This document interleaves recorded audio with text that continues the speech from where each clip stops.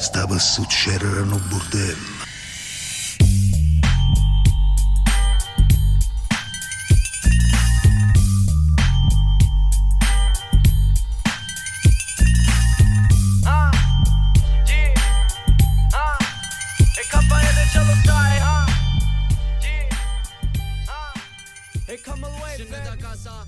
All right, what's going on, folks? Hope you're all doing well. Welcome back to another episode of the Bordello. It's episode 241, live in sunny Miami, Florida. Might be a little windy. We have a hurricane warning impending. I don't know when that's coming. Tomorrow, maybe. I've got a crew with me right now who are all sitting around the pool. They're off camera, and their identities shall remain anonymous to avoid any potential risk of threats from the Indigenous community. I'd like to start off with an apology. This is an apology to anyone who watched the last episode of the podcast and was offended by my decision to disable comments. And that's it. That's the only thing I want to apologize for. And the only reason I did that was because Samson, the guy I had on, is a very nice guy, but he's a very sensitive guy. He's funny, but he does not quite have a thick skin that you might argue is required to deal with the sort of thing that might happen if you just, talk on the internet. And so, we said some stuff, and it was clipped, it was cut. I put it out there, and there was one clip in particular. To be fair, in the case of this clip, I didn't exactly do myself any favors. I did hashtag native TikTok, hashtag Kanawaki. I did really try to push it to these folks, I probably could have been a little more, mindful about the fact that they, tend to be a very, very proud group. Very proud group. They take a lot of, cultural matters very personally. And I will say that perhaps I spoke a little clumsily when I listened back to the episode. Now, I stand by everything that was said. Of course, we were talking about homeless people and how in, Western Alberta and in certain other cities, they're big into fentanyl. In Montreal, that's less the case. There's a little bit of crack, mostly just drinking. Many of the Inuits who are homeless in Montreal, for example, tend to just drink. That's all I was saying. And, I don't even have to defend it because obviously that's what you can, that's what was said on the pod, right? But the way that I went about saying it, like I'm thinking live on the fly and it's a little clumsy. So, whatever. I'm just trying to make a larger point. And then I kind of pivoted and was talking about how, obviously, drinking and alcohol does absolutely, unfortunately, butt fuck, many communities on native indigenous reservations. That's it. That's all that was said. I think the real backlash was like Samson fucking telling a story and then just making a joke. Making a joke. He was saying that, whatever. It was in the last podcast. You can go back and listen to it. I'm not taking it down. I have absolutely no shame whatsoever. The only reason why any, clips were taken down was because Samson was uncomfortable with it. And I respected his wishes. I would have not disabled any comments. I don't care. Bring it on. Whatever. To be fair, like I'm in exile right now. I'm in exile in Miami. If things get like any worse, I might just have to go hide in like Key West or something. I might have to go like hide in the Keys. I will say I'm a little embarrassed. There was one lady who apparently is the principal of the school that we were discussing, and she said, "I'm going to sue you. I'm going to sue you." And I said, "Okay, well." I actually privately messaged her and said, hey, how about you come on the podcast? Maybe it could be fun, You could teach your students about, like, opening discourse and such. And then I thought about it for a day and was like, you know what? Actually, no. And I told her, you got 24 hours. If you don't answer, it ain't happening. And she didn't, so that's it. I'm moving on. I was like, what am I doing here? Fucking, you can't heed to the insanity, So we're moving on from that, obviously. Now, obviously, if I wanted to, like, double down, which I'm not doing, I would never do that. Like, I'm moving on from this. But, of course, like, people are saying, come to the fucking reservation, we'll fuck you up, which is unfortunate because they have a great poker club there, which is fun, I have to now, we're getting 2 thumbs up from the people in the off stage left that are approving of the poker club on, in Kanawaki. Unfortunately, I don't know if I'm going to be able to go there in peace anymore. There's a golf club there, which now I'm not a great golfer, and it's one of the few courses that I can go to and not lose my balls, figuratively and literally. I fucking lose my balls when I go to a golf course. Literally, I fucking break my balls. I lose my balls, like physically, like in like the Goodfellas way, you know, fucking New York, fucking lose my balls. That's me when I go to a golf course. I fucking lose my head all the time. But when I go to the Cog in Kanawaki, it's very easy to play. I enjoy that course. So now I might have to play with a balaclava or whatever. Now again, some people were saying you're not pronouncing it right. It's Gognawag, not Kanawaki. And you know, I could have doubled down and said, hey, you know, conquered people don't make the rules, you know, but I didn't say that because that would be distasteful, right? So I didn't say that, of course, and I never would. You know, people are saying, come to the res, we'll fuck you up. I could have said, listen, I'll just breathe on you with my European breath and I'll fuck you up. I didn't say that because that would be uncool. I would never say anything like that. So we're you know, we're moving on. I like how I'm a white guy too. That's the funny thing now. Like, dude, look at me. Look at the color I am right now. I've been in Florida for 1 week. I'm whatever I say I am right now. I could be indigenous if I want to. I walk into we walked into a Venezuelan restaurant the other day, and they just speak Spanish to you here because it's Miami, and like they just look at me and assume, yeah, Hispanic, you know. I could be whatever I want to be, you know. But, you know, I suppose the wind is really picking up here. I don't know if I'm going to have to get real close to the mic here. You know, listen, I could apologize for the transgressions of my ancestors, but unfortunately my ancestors were illiterate fucking peasants in, you know, Sicily, probably living, you know, even worse off than, you know, Native American people living off the land, you know. You know, I will say this, the terrain in the Boreal Forest and in the Champlain Valley is much better than the rocky, you know, hills in Calabria where my family's from. It's not a competition, but, you know, I think that's a fair point, you know. You know, I'm not cut from, like, you know, my ancestors weren't exactly fucking eating ribeyes with congressmen, you know. I'm killing off camera right now. I'm getting chuckles and laughter and smiles off camera, but the wind, this mic is very isolatory. It is not picking up the little chuckles off camera.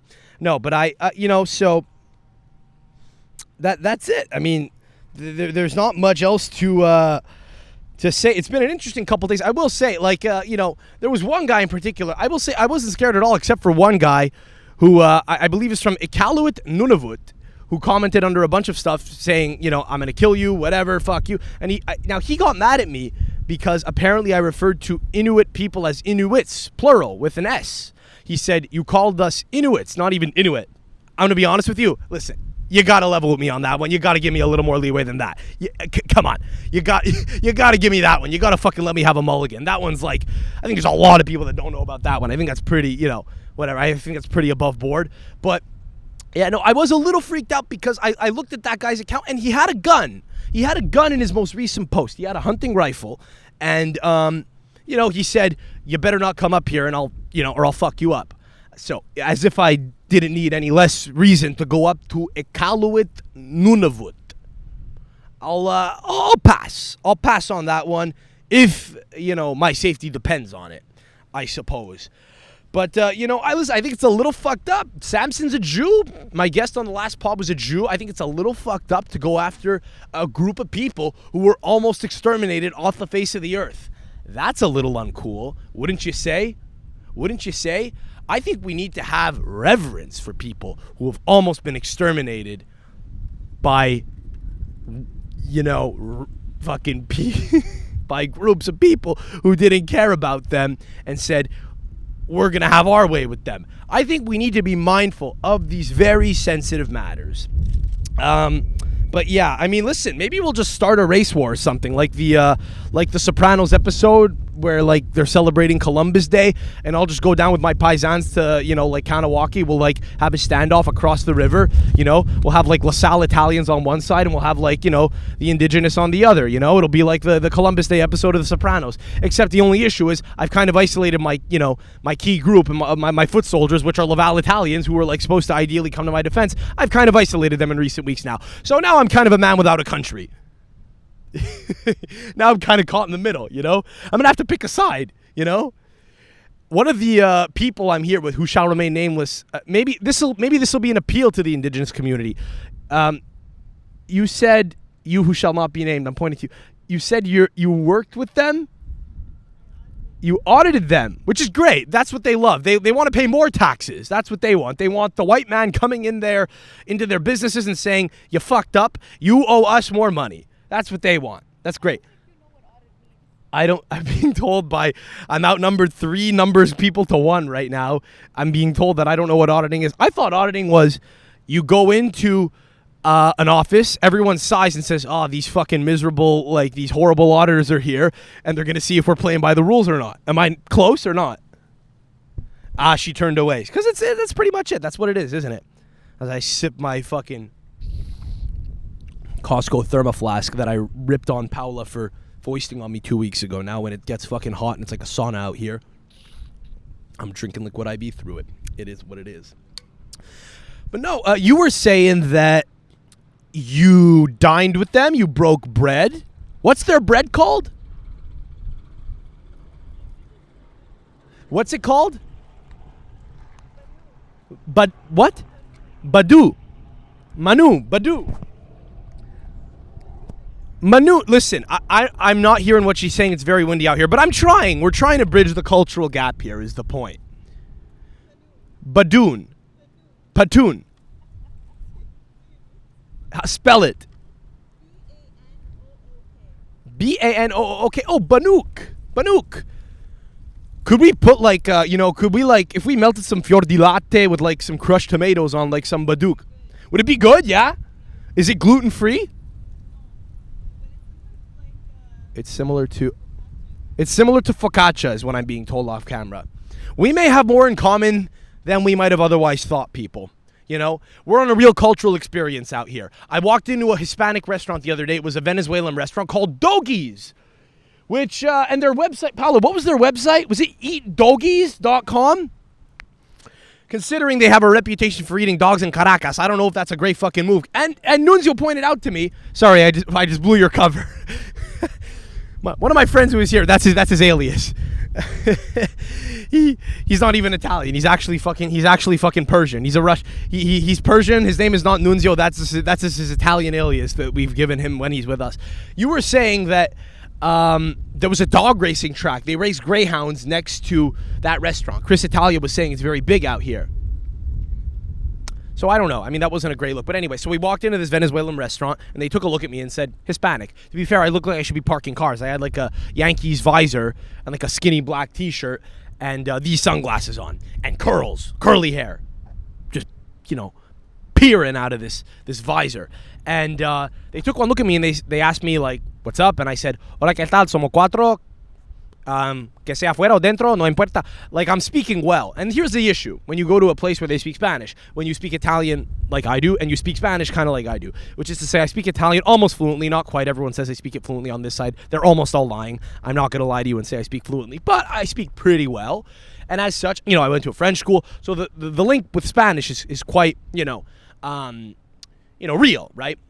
And so, and I'm decent with languages, so I can like kind of, for a few quick, like, quips, I'm able to, give off an impression that I actually am a native fluent Spanish speaker. And that fucks me up when the waitresses come then, and they start, like, speaking to me, like, in full-on quick sentences, and I just get totally lost when they start telling me what's with the picanha arepa.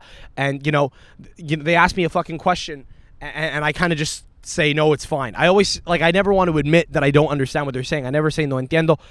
I don't say I don't understand. I just say, no está bien. No está bien. No está bien. They'll ask something, because it's restaurant speak, right? You can kind of like gauge what it is they're asking. Do you want a napkin? Are you good? Do you want sparkling or flat?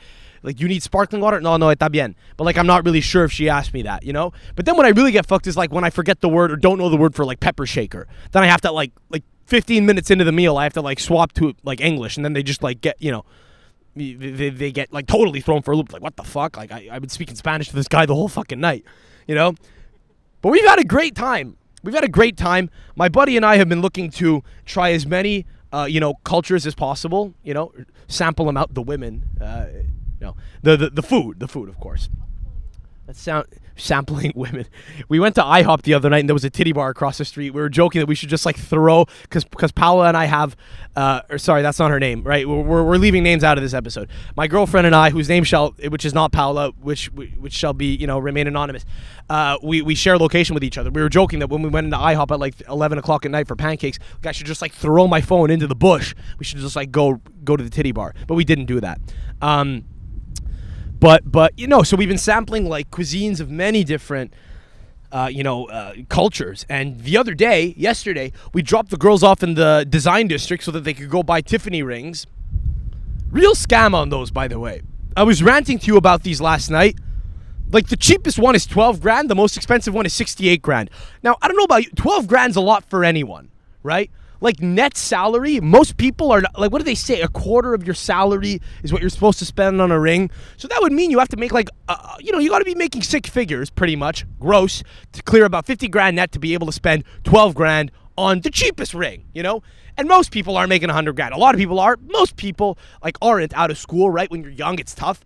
Like, and these fucking guys, it's never enough. It's never enough. You get the $12,000 ring, and this fucking fruitcake who's selling you the shit goes, and it's got to be, I don't know why I'm pointing that out, but it's kind of relevant because they're better salespeople. I think they can appeal to the women a little more because it's like, hey, listen, I know what you want.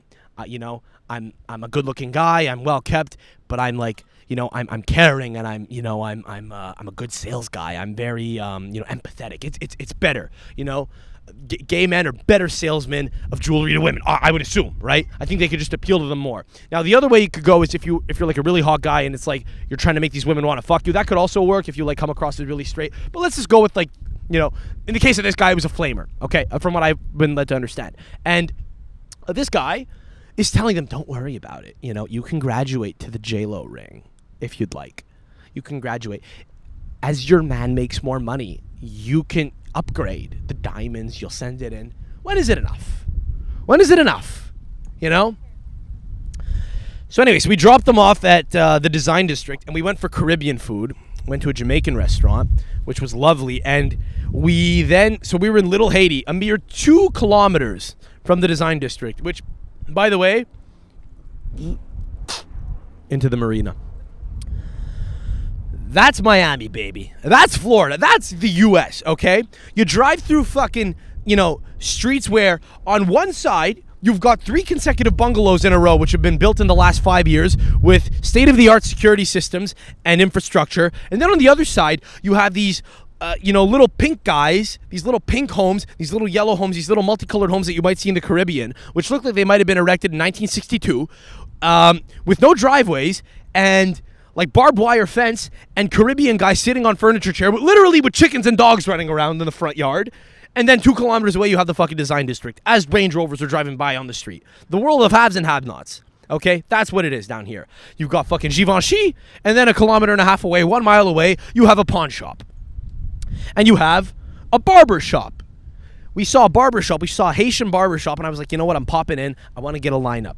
And I mean, fucking, get a load of this, guys. This guy, Charmagne, hooked me up. Hang on, let me just get these fucking things back on. This Haitian guy, Charmagne, hooked us up. There were a ton of Haitian people in Montreal, New York, and Miami. New York because it's New York, Montreal because it's French, Miami because it's close. So we're from one of the 3 like epicenters of Haitians in North America outside of Haiti in the Caribbean. And I walk in, I speak French, and I kind of do it, like I put on an accent that's not patronizing, but it's like not like patois, but like kind of like I have a little bit of a Creole accent, but I can't speak Creole. I don't go in full Quebec. I don't go in full Montreal. I don't go like RDS hockey analyst, I go in with a more continental French accent, and he's kind of happy that this white boy speaks French, right? And I tell him, listen, I just want you to do my skin fade. Can you do that? Yeah, $25, great, no problem. He's fucking scoffing like jerk chicken and rice and beans as we're walking in. He's like knuckle deep in it, dude. And he just like, props up. He sees a client. He's got like used shoes that he's selling on a counter next to him. And he gets up, runs to the bathroom, washes his hands, starts furiously washing his mouth out, to clear his breath. He's got a Cuban link chain on. He's got a Haiti, like Polo Ralph Lauren, purple and red polo. He's getting ready to take me. He sits me down and he goes, hang on, I'll be right back. We see he steps out to his Corolla right in front of the building, goes into the passenger seat to fetch something, comes back. One of his friends enters the building, starts yelling something at him in Creole, and he goes, attends 2 minutes, hang on 2 minutes, I'll be right back. He fucking steps out. I stop paying attention to what's going on or where they went. I'm looking up, down, sideways in fucking circles. I'm looking at the tools that he's got, because I cut hair sometimes, right? So I'm like inspecting the tools. I turn to my left outside the fucking building, and the car's gone. So me and my buddy are like, what the fuck? Where did he go? He's like, I don't know. I didn't see him go. He just took off in the car. This is the most Haitian experience ever. 10 minutes later, he comes back. So, yeah, sorry about that. I think he had to, like, get booster cables for his friend or something. He had to jumpstart his buddy's car. And there's this old man with pants, hiked up to his, mid-torso, falling asleep in the chair next to us. It's an older school barber shop, but he's got AirPods in. He's watching soccer, and he's falling asleep. He's in and out of sleep. Some mom brings a little kid into the shop to get his hair sheared. And the old man is telling him, arrête de bouger, stop moving. And the guy was fucking rattled, dude. The little guy was fidgeting like crazy. And I think this other one little kid, I didn't see what happened because at one point I just knocked out. Like I was in a coma. I just fucking closed my eyes and was like, oh, this is amazing. It almost hurt because the guy was using like a clipper brush to brush the hair off me. But it was like pleasant almost, even though it was kind of painful. Very aggressive haircut. The blades coming out right.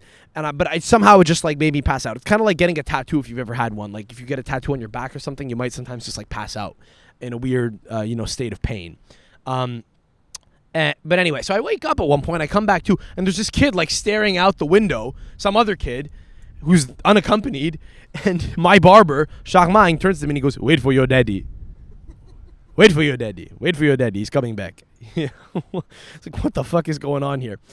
And the great thing is, I told him, don't touch the beard, please. I didn't trust him to touch the beard. And then at one point, I got my head back, and before I know it, he does the thing that you're afraid any barber's going to do that you've never been to before. He's taking creative liberty. He starts touching my beard. And I'm like, all right, well, we'll see where this goes, right? And at one point, I kind of look, and I'm not liking it. I'm like, fuck, that's a really aggressive hook. Shit, I really wanted it to I really wanted to grow it in a little bit here. I'm not loving this, but whatever. We'll see it through. Guys, when I fucking left, I opened my eyes at the end of the cut. I was like, you know what? He gave me the little pinch here. He gave me like the little Dominican, like the hood pinch. The lip lineup, really fucking sharp, and I did not ask him to. That morning, I lined up my own beard with a blade, and he still found a way to like line it up in a way that was even more sharp. And I will say if you have a barber that's able to like disregard your advice and you still wind up leaving happier for it, that's a winner right there. So that guy yeah. So I paid him double. You got to tip well. You got to tip well. That's the thing. My goal one day is to be like so wealthy. I've realized this. I realized this at a restaurant the other day. I want to be able to be like curt and for the waiter to be like, he's a bit of a prick. You know what I mean? Sometimes you like to speak to them, but sometimes you're like, fuck, I'm not into it tonight. Will that be all? Yes. You don't need to expand, right? Just very, very blunt. They think that guy's a fucking prick. And then you just fucking dick slack them with like a 48% tip that they're not expecting, It's like they can't even be mad at you at that point. That's the move. That's almost the goal. To be like such a prick that you can just kind of like you could pay people off. You could buy people off almost. You could buy off their kindness, How much time am I at here? Fuck, the hurricane is coming. I got to see what's going on over here. Ming. All right. So that's what's been going on the past few days, that's it. I had a thought also the other day. We were out at a restaurant. There were some people smoking outside. And, you could tell, like, some people on vacation, like, socially smoke, and you could tell just other people are, like, they're always smoking. They're just smokers. I think I have no respect. In North America, I have no respect for regular smokers. What are you doing? It's fucking gross. You're smoking all the time, every day on the job. It's not a dignified activity, right? But I also have no respect for people that never smoke. I have very little to no respect for non-smokers who are like always sticking their nose up to it and saying, yeah, no.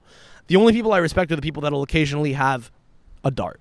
That's the move, 100%. But then I realized, I'm trying to work this out here, but I think in Europe, the only people I do respect when it comes to smoking are the people that actually do smoke like they're supposed to, or the people I respect the most are the non-smokers in Europe, because there's such a social like obligation to almost do it that to exude that kind of strength and discipline is impressive to me. The people I have the least respect for in Europe are the casual smokers, because it's like, fucking pick a side. What are you doing? Have some balls. Are you in or you out? What the fuck? It's acceptable to smoke here. Why are you casually smoking? Why are you pretending to care about your health? Everyone can smoke here. What are you doing? Have a pair of balls, do it, own the consequences, say, this is just what we do here. It's how we do things. Or don't do it at all. Either way, you need to fucking just have balls, have convictions. Dude, my hair's a fucking mess right now. I'm trying to wear this fucking stupid thing like a bandana. What's up? I am a casual vacation smoker, yes, because that's the only way to do it. I don't respect the Europeans who are casual smokers in Europe. I'm a North American resident. So So that's how that works. Paula, which is not your name. Fuck, man. So, I mean, look, there's been some shit going on in the football world also. I've talked about how I don't really discuss women's football that much just because I'm personally, like, I'm not that interested in it. But, you know, something happens. You got to talk about it. So apparently Spain won the Women's World Cup. And I didn't know who this guy was. But I learned that the president of the Spanish Football Association kissed a midfielder on the mouth during the medal ceremony in probably the most, like, Spanish typical the most typical Spanish fashion ever. He kissed her on the mouth. And he's not apologizing for it, you know? He's kind of saying, oh, sorry, you know, I got caught up in the moment. You know, as opposed to, that's never acceptable, right? Like, to be honest, there's not really much, there's no coming back from that when it happens in 2023 out in public. You know what I'm saying? Now, I get that this is the Mediterranean, it's Spain, it's like a global scandal now. There's no coming back from it. But yet, the guy won't just step down. You really have to admire just how Spanish this motherfucker is. To kiss a lady on the mouth forcefully, who you're basically the boss of. You write her check, or you kind of like sign off on like the bonus check that I think they get as World Cup winners. And to just not apologize for it and say, yeah, you know, I think he said, I didn't even think he said I should have asked. I think he's like, you know, I got to be a better president. I mean, that's it. That's the takeaway. Like, you know, how else could you be a better president? Like, don't commit tax evasion, right? There are a lot of ways. Like, it's not a very specific solution or response to that situation, you know? But he fucking kissed this lady on the mouth. I think her name was Jenny Hermoso. And it's like, bro, it's, you know, I don't talk about women's football ever. And it's like, fuck, when I do, it's got to be about this. It takes a man kissing a woman against her will for me to talk about women's football.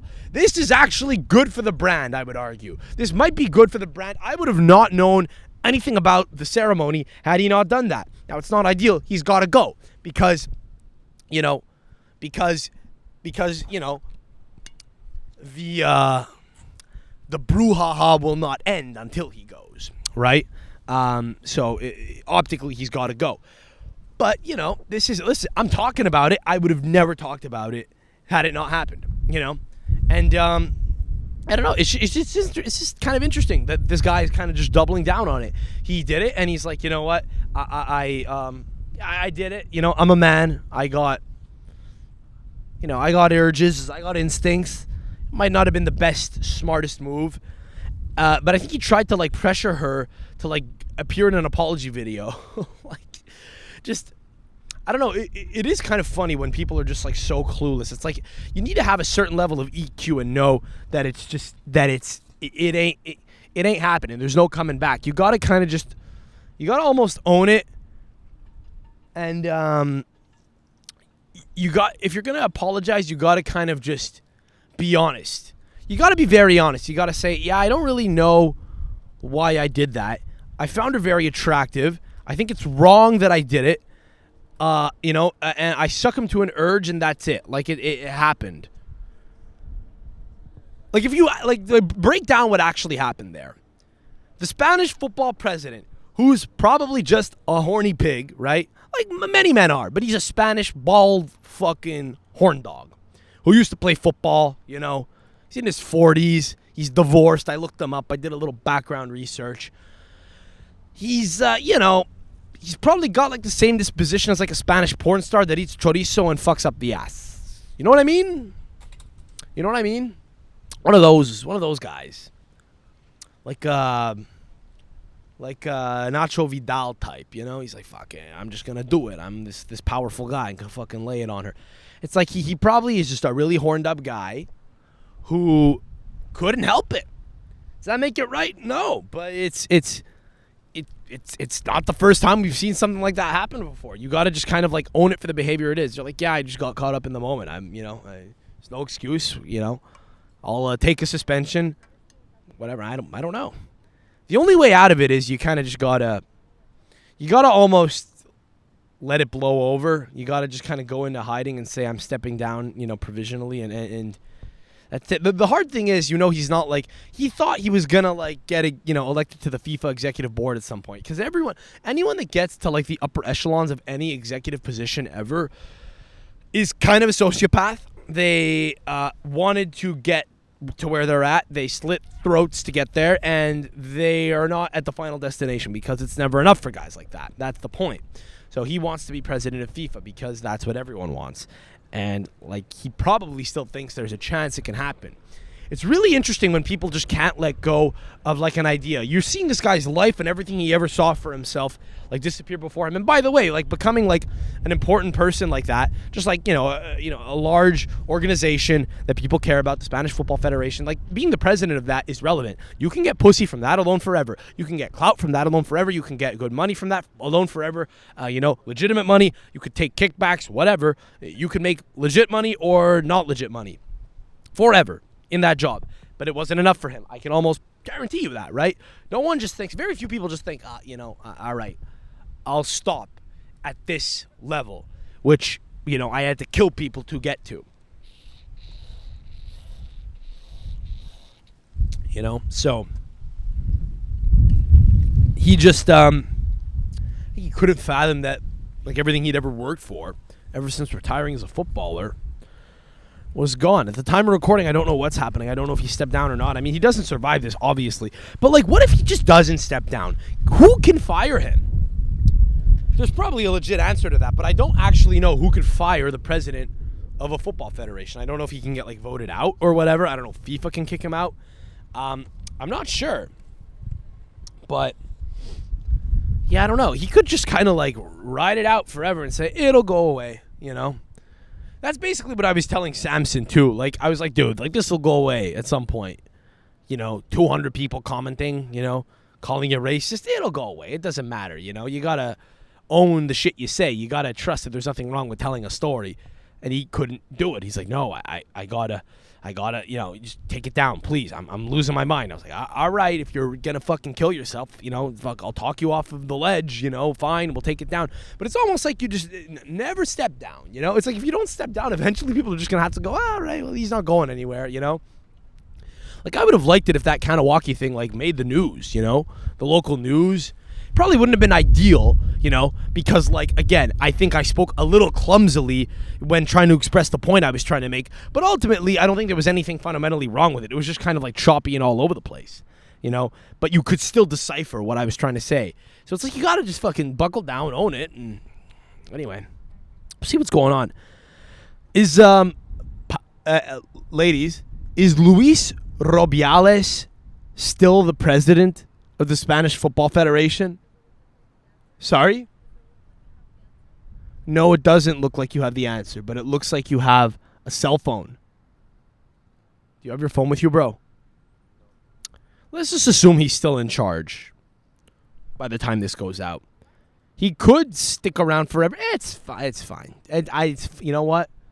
It's fine. I don't even need it. I don't even need you to look it up. You didn't want to do it when I asked you to. You gave me attitude. You were trying to be sassy with me. You fucking went to Tiffany yesterday. You saw how expensive the rings are. You feel like top shit now. You know what? Like, you don't even bother looking it up. What's up? Tell the audience about your experience at Sicilian. He's suspended? Who suspended him? Sorry? FIFA! I'm listening to this article headline. The mic won't pick you up, so I'm just going to repeat what you're saying. Spanish football chief Luis Rubiales. Mother on hunger strike over son's treatment.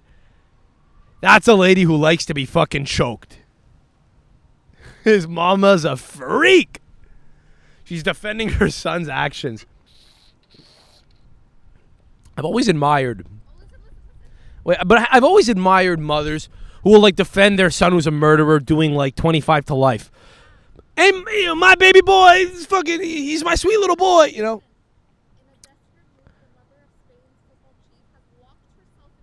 In a desperate move, the mother of Spain's football chief has locked herself in a church in southern Spain and declared a hunger strike as prosecutors open an investigation against her son. Well, all right. Does anyone care? Like, no, like she's gonna crack at some point. Is she gonna die over this? Because no one's gonna feed her. No one's gonna say, please, Mrs. Rubiales, please eat. You know, maybe the priest. He kissed a footballer, a female footballer. See, this is what happens when you have women playing football and you make the fucking shorts small, you know, the way Sepp Blatter wanted. Is this what you want, people? Do you want more scandals? Honestly, now listen, I'm fucking around, but you will. I'm not even kidding you. Luis Rubiales, a guy like that, the Spanish football chief, and you probably do have people out there, like maybe the president of like the Trinidad Football Association, who sees this and goes, do we really need women's football? You don't know. This is causing problems, you know. Like, you do have people that are probably unironically, you know, yielding that as a takeaway. Bro, you wanted me to talk about Sicilian oven? We were there with people from LaSalle who, they were nice, but I will say this. I think a few weeks ago I fucked up when I said that Laval Italians are the worst. It might have to be LaSalle. Some people corrected me in the comments. Now again, this is a very hyper-local Montreal thing, but I think that people from LaSalle, Italians from LaSalle, to put this into perspective, are so ashamed of the fact they're from LaSalle that they deny they're from LaSalle. We have a person here who's from LaSalle who says, I'm not from LaSalle. I'm from Villemard or Verdun or a neighboring town. I thought you had.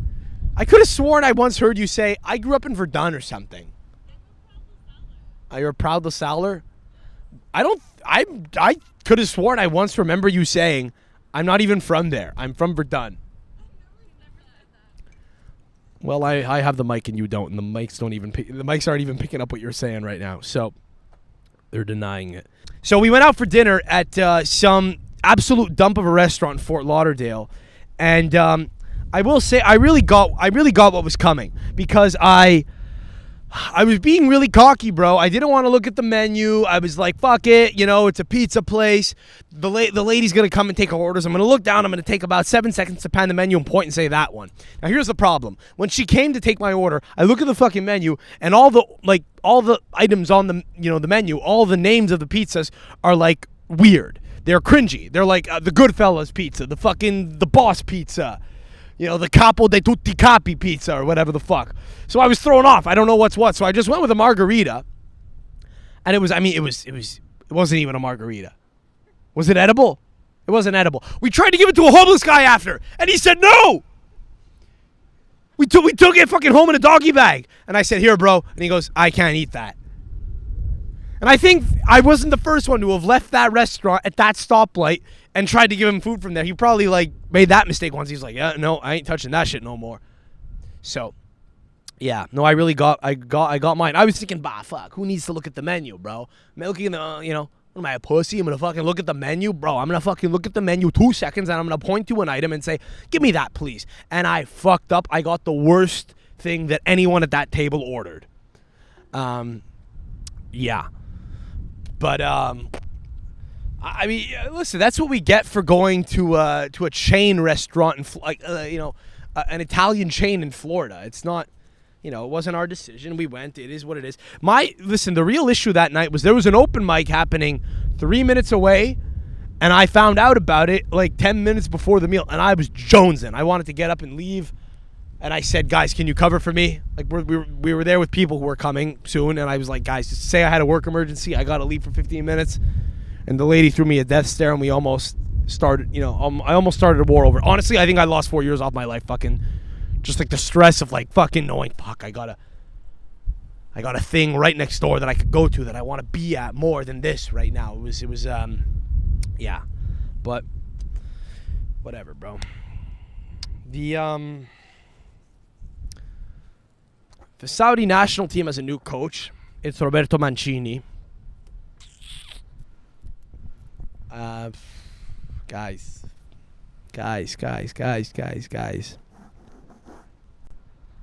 I think Chris Italia was right. Chris sent me a message. He's not on now. He might be coming on later this week. We might be banking one for next week. Fan favorite. Weren't expecting that in Florida, were ya? But he sent me a message when Mancini resigned. He said he went full Goodfellas. He said he's a rat bastard. He's taking the money. No loyalty. He's a rat bastard. And I think he might be right. Oh, I should plug that in. You know, the more I think about it, hang on a sec. Did my mic just fuck up? Yeah, hang on. Test. All right, we're still good. Listen, the more I think about it, the more I'm open to the idea that Roberto Mancini might, despite the creative, you know, and working differences that he had with Gabriele Gravina, he might have been willing to keep his job had there not been a more lucrative offer from Saudi Arabia for what I can only assume is like at least double what he's making now, 3 times maybe. He's coaching the Saudi national team. He does know that he can't, like, you know, use any of the players that are signing in Saudi Arabia for the national team, right? You're still stuck with, like, Mohamed Al-Dazari, the guy who scored against, like, Argentina. He's, like, the best Saudi player, you know? He's, like, just he's a role player for Al Hilal, who's going to lose his spot to Neymar in a month, you know? So I think he knows he's not going to do a whole hell of a lot there. He might want to go to, you know, a World Cup, but I think he just, man, Mancini likes going to Mykonos.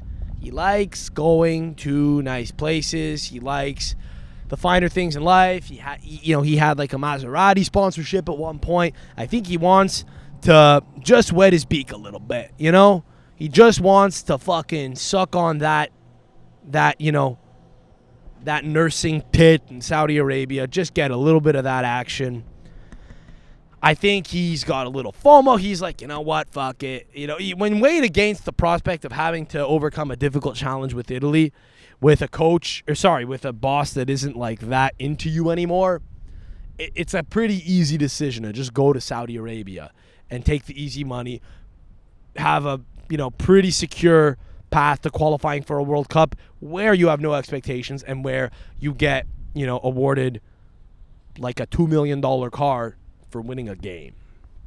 You know what I'm saying? But I get it, dude. Like he's a little like me. I'll go for the money.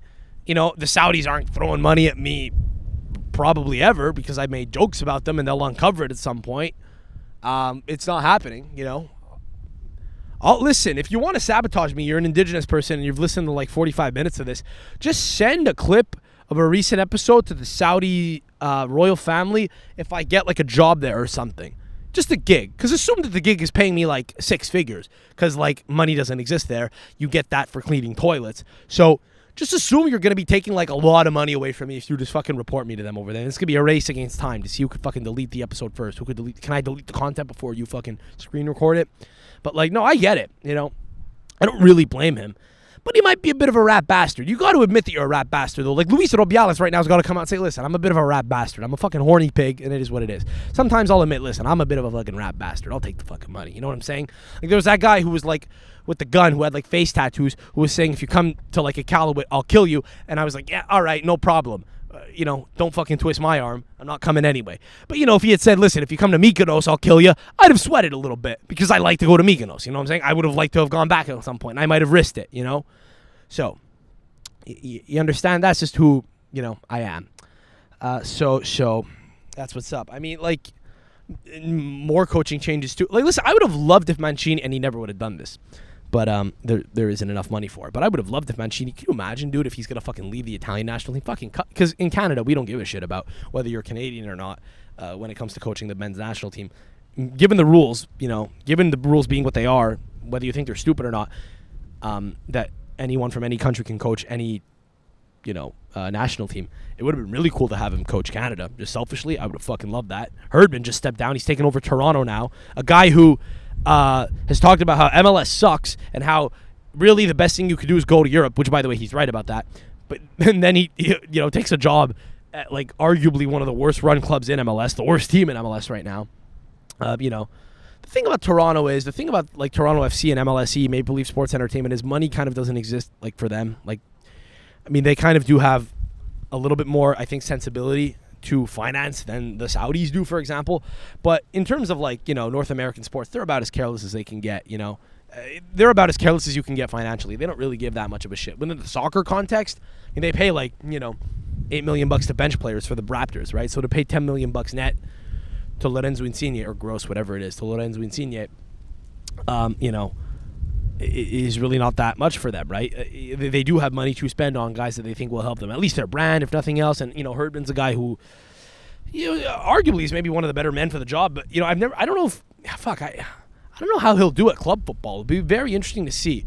You could really see him bombing, actually. Just Toronto they're not an especially great team. They have a couple of really strong players. But he's done well everywhere he's been. I don't know. It's just being a national team coach is a little different, I think, than being a club coach. So it'll be interesting to see how it plays out. That's kind of one that I'm not really sure how it'll go. But it is fascinating. You see why they did it. It makes a level of sense. But yeah, I would say it's on brand for TFC, right? It is on brand for them to get a guy who's maybe one of the biggest names in Canadian soccer now to coach them. There's at least this idea that the club is now in safe hands. But we'll see. Lorenzo Insigne got into a huge spat with Terry Dunfield the other day, who was the interim manager. He's some guy who played, I think, as a pro, and he was just a commentator in Canada for some time. Probably not cut out to be a coach. Fucking Insigne has gotten coached by Rafa Benitez and Carlo Ancelotti before, and fucking Terry Dunfield is telling him what to do. I get it. You got to swing your dick a little bit, especially when you're a little guy. You got a chip on your shoulder, right? But it really makes you wonder what the fuck is going on there with him, because I don't know if he stays another year. It's a cool cultural moment in time for Italians in Canada that he's here, because he's the guy that every girl wants to fuck, even though he's a little guy. He has the look, everything about him. He's tattooed. He's got a skin fade all the time. It's just he's the guy, right? I get it. He's the guy that dudes want to be. He's the guy who many guys my age have had on their jersey when they buy a jersey, right? You got to consider he was a young guy in 2014, 15, 16. He was a new face that a lot of people were kind of excited about. And being a 16, 17, 18-year-old kid, fuck you, you like a guy like that who's a few years older than you, who feels like a more senior guy, right? It's a little weird when it's a young kid who's younger than you, but when you're a young kid and there's a relatively young player but who's still older than you, it is kind of cool to kind of just follow him for some reason. I don't know. You kind of follow him for an entire, career almost. He was one of those guys. So it's cool that he's in Canada, but there's no fucking way he sees out the whole deal. He's making good money, but at a certain point, bro, I think if you're just collecting a check and you're not enjoying your football, you have to wonder if it'll last. But again, he might just say, my football career is done. I'm not going back to Napoli. I'm not going to any other club in Italy. So I'll just ride it out here. He probably wishes he'd gone to Saudi Arabia, and don't think he wouldn't do it. It's a real culture shock there. They have listen, you're not going to have guys from Woodbridge fucking saying, hey, Lorenzo, what's up, bro? At least as cringe as that is, it's kind of endearing. You feel loved. He's the guy who wants to feel loved. He's just, he was the guy in Naples. He was the star there. I think he came here to feel loved, and I think in Saudi Arabia, I will say, the way that they show love, their love language is gift giving and such. I feel like that would really work for a vain guy like him who dresses up his kids in Valentino two pieces, matching fucking jumpsuits. So that might be the move for him, because he's not going to make more money anywhere else, right? Is he making $10 million net or gross? It might be if it's not net, it's close to net. I think there are tax shields that you can use as a foreigner. I'm not really sure what fucking loopholes they're taking advantage of, but fuck. Alternatively, he might just go back to Naples. He could go back to Naples at some point, because it's Bernardeschi. I was having this conversation with someone the other day. Bernardeschi's doing very well there, and he's settling into life in Toronto. And he arguably is a smarter guy. He's just a more intelligent person, probably. Picks up languages more easily. He's more curious. He's more worldly. So it makes sense that he'd be doing well. But he was also not playing a lot at Juve. So to go from that to being the guy and to be getting any confidence at all, I think is just refreshing for him. And he seems to be rising above it. And then you take a guy like Insigne, who was meant to be the guy, who you just pass the ball to, and you would assume, would have an effect on games akin to what Messi's had since he joined Miami, or like Giovinco had when he joined Toronto. I think Giovinco did better, than Insigne, because Giovinco kind of wasn't taking it for granted. He wasn't the guy where he was, prior at Juve. And when he came to Toronto, he was the guy, and I think he kind of relished it. And it's almost like Insigne is not able to kind of fucking be the only guy that the whole system runs through. I mean, at Napoli, he was kind of like, he was a functional player in the system. He would connect with other, forwards very well. And it's like, without that, he struggles. And it's interesting, too, because some guys will rise to whatever level they go to, but also if you bring them down a level, they'll kind of just like almost morph into that level. On a personal level, I could attest to that. Just having gone down like several levels at my garbage, local level team that I'm playing for this year, it really does, take a mental switch to play differently than you normally would. Because normally when I'm playing with guys that are like more my level, I'm, making, very conscious, decisions to not take crazy risks and play well and to build out the back and play correctly. And it's like when you're playing with guys who aren't quite as good and against guys who aren't quite as good, you could do more. You can get away with more. But it takes a lot to like make that mental shift, It's almost like he hasn't been able to do that. I don't know. We'll see what happens under the new coach. I've enjoyed this pod, guys. This has been cool. I hope this episode finds you well. We'll be probably banking another episode this week, which will be out again next week. So we'll probably be doing, a second Miami episode. This was cool. If you enjoy the pod, subscribe. Whatever platform you're listening to this on, please rate it 5 stars. Leave a comment, like it. That'll help, in the algo and shit. And thanks for tuning in. So we'll catch you soon. And until next time, a la próxima. Ciao.